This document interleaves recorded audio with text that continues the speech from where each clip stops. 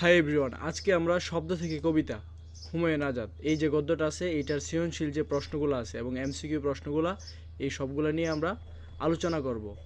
তো এই যে গদ্যের লাইনগুলো আছে এগুলো তোমরা ভালোভাবে পড়ে নিবে। এগুলো থেকে এমসিকিউ এবং সৃজনশীল প্রশ্ন আসবে। তোমরা এগুলো যদি লাইন বাই লাইন ধরে ভালোভাবে পড়ো তাহলে খুব সহজেই তোমরা এমসিকিউ এবং সৃজনশীল প্রশ্নগুলো অ্যান্সার করতে পারবে। আমি যদি তোমাদের এই লাইনগুলো পড়ে দিতে চাই তাহলে ভিডিওটা কি অনেক লম্বা হয়ে যাবে। তাছাড়া আমি তোমাদের জন্য তোমাদের যে অর্ধবার্ষিক পরীক্ষাটা হবে সেই পরীক্ষার আগে তোমাদের জন্য একটা সুপার সাজেশন নিয়ে আসবো, যেটা থেকে তোমরা পরীক্ষার মধ্যে কমন পেয়ে যাবে।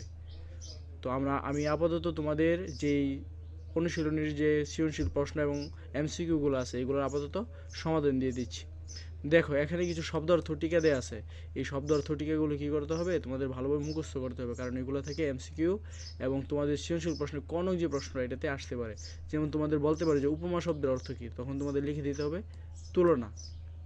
নূপুর শব্দের অর্থ কী, পায়ে পড়ার অলঙ্কার। তো ওইভাবে কি তোমরা সবগুলোই পড়ে নিবে। তারপর তোমরা পাঠের উদ্দেশ্যটা পড়ে নিবে। শিক্ষার্থীদের সৃষ্টিশীল হতে অনুপ্রাণিত করা। এই যে তোমার শব্দ থেকে কবিতা, এই গদ্যটার পড়াটার উদ্দেশ্যটা কি, শিক্ষার্থীদের সৃষ্টিশীল হতে অনুপ্রাণিত করা। তারপর পাঠ পরিচিতি, তোমরা পাঠ পরিচিতিটা পড়লে কি হবে যে এই যে গদ্যটার মধ্যে কি বলা হয়েছে এটার সম্পর্কে কি ধারণা দেওয়া হয়েছে এটা তোমরা সংক্ষেপে জেনে নিতে পারবে। তো তার জন্য কি পাঠ পরিচিতিটা খুবই গুরুত্বপূর্ণ। তোমরা অবশ্যই পাঠ পরিচিতিটা পড়ে নেবে। প্রথমে গদ্যটা ভালোভাবে পড়বে, তারপর পাঠ পরিচিতিটা পড়বে, তাহলে তোমাদের জন্য অনেক ক্লিয়ার হয়ে যাবে। এই যে গদ্যটা আছে তোমরা সেটা খুব ভালোভাবে আয়ত্ত করে নিতে পারবে।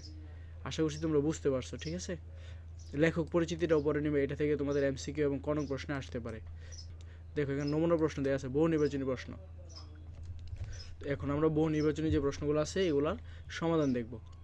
কবিতা লিখতে হলে প্রথমেই কোনটি জানতে হবে?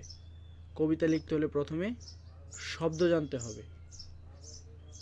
শুধু স্বপ্নেই যেসব জিনিস বেচাকেনা চলে, এ বাক্যে বেচাকেনা শব্দটি কী অর্থে ব্যবহৃত হয়েছে?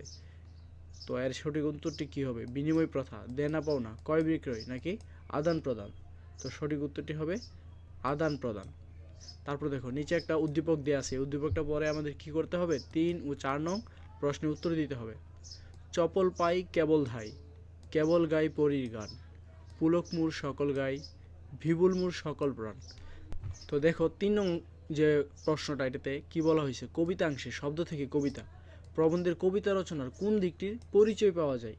তো কি হবে এখানে, ছন্দের ব্যবহার। এটা ছন্দ আকারে লেখা হয়েছে না, তো অবশ্যই আমরা উত্তরটা কি দিব, ছন্দের ব্যবহার। তারপর দেখো 4 নাম্বার, উপযুক্ত বিষয়টি নিচের কোন কথাটির সঙ্গে সম্পর্কযুক্ত? ছবিও আরও রঙিন, দুলে দুলে আসছে, খেলতে শব্দের খেলা, যত পারো দেখো। তো সঠিক উত্তরটি কী হবে, দুলে দুলে আসছে। তারপর দেখো এখানে একটা সৃজনশীল প্রশ্ন দেওয়া আছে। তো এই সৃজনশীল প্রশ্নের অ্যান্সারগুলো আমাদের করতে হবে। তো প্রথমে আমরা উদ্দীপকটা ভালোভাবে পড়ে নিই। মাহফুজা চমৎকার কবিতা লেখেন, জীবনে বিভিন্ন অংশের স্মৃতিকে শব্দের ভিতর সাজাতে পছন্দ তার।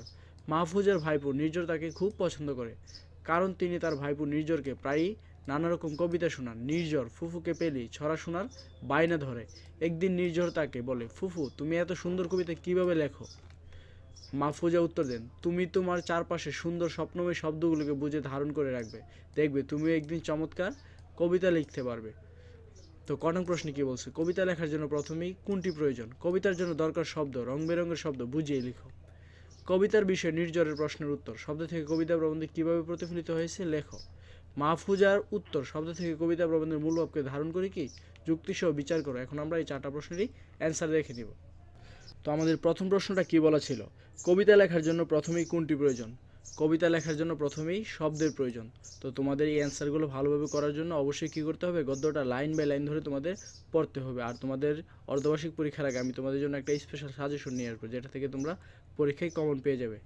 ঠিক আছে, তো আপাতত তোমাদের কী করতে হবে, গদ্যটা ভালোভাবে পড়তে হবে এবং সৃজনশীল প্রশ্নগুলো ভালোভাবে বুঝে বুঝে পড়ে উত্তর দিতে হবে। তো আমি তোমাদের জন্য এখানে সমাধানগুলো দিয়ে দিচ্ছি, তোমরা এগুলো দেখে নাও।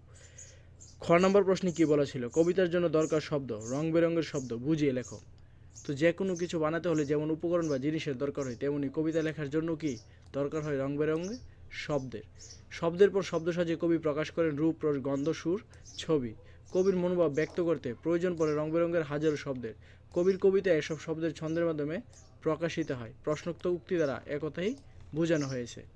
তারপর দেখো গণক প্রশ্নে কী বলেছিল, কবিতার বিষয়ে নির্ঝরের প্রশ্নের উত্তর, শব্দ থেকে কবিতা প্রবন্ধে কীভাবে প্রতিফলিত হয়েছে লেখো। শব্দ থেকে কবিতা প্রবন্ধে কবি প্রকৃতিকে দেখার কথা বলেছেন, বুকের মধ্যে ছবি, রং, সুর জমাতে বলেছেন, যা উদ্দীপকের নির্ঝরের প্রশ্নের উত্তরে কি প্রতিফলিত হয়েছে। শব্দ থেকে কবিতা প্রবন্ধে ছোটদের চারপাশের প্রকৃতিকে দেখতে বলা হয়েছে, ছোট বয়সে দেখা এসব কিছু বুকে জমাতে বলা হয়েছে। প্রাবন্ধিক মনে করেন গভীরভাবে দেখা কবিতার বই পড়া এবং মায়াবী শব্দ ও ছন্দ অনুধাবনে একদিন সেসব বিষয় কবিতা হয়ে ধরা দেবে। উদ্দীপকের নির্ঝরকে তার ফুফু মাহফুজা প্রায়ই নানা রকম কবিতা শোনান, এজন্য সে তার ফুফুকে খুব পছন্দ করে। নির্ঝর একদিন ফুফুর কাছে ভালো কবিতা লেখার বিষয়ে জানতে চাইলে ফুফু তাকে চারপাশে সুন্দর স্বপ্নময় শব্দ বুকে ধারণ করতে বলেন, কেননা ভবিষ্যতে এসব সুন্দর স্বপ্নময় শব্দ নিবিড়ভাবে কবিতা লেখার প্রেরণা যোগাবে। উদ্দীপক ও শব্দ থেকে কবিতা প্রবন্ধে কবিতা লেখার উপকরণ প্রকৃতির রূপ, গন্ধ, সৌন্দর্য অবলোকন ও আত্মস্থ করার কথা বলা হয়েছে, যার মাধ্যমে কি উদ্দীপকের নির্ঝরের প্রশ্নের উত্তর পাওয়া যায়।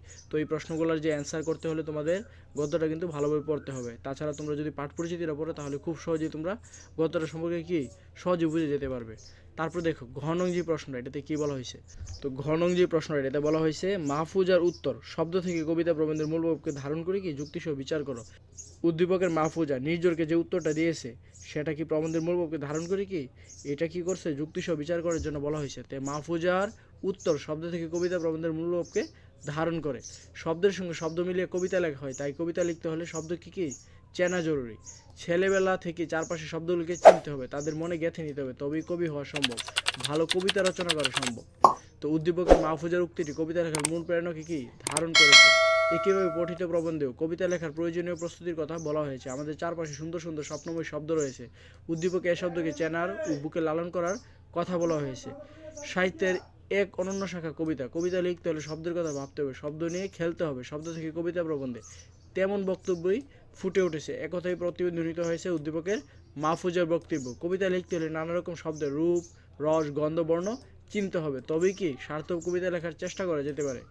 কবিতা লেখার জন্য শব্দের সৌন্দর্য কি মূল কথা, এদিক বিবেচনায় উদ্দীপকের মাহফুজার উত্তর শব্দ থেকে কবিতা প্রবন্ধের মূল ভাবকে ধারণ করেছে। তো আশা করছি তোমরা উত্তরটা বুঝতে পেরেছো।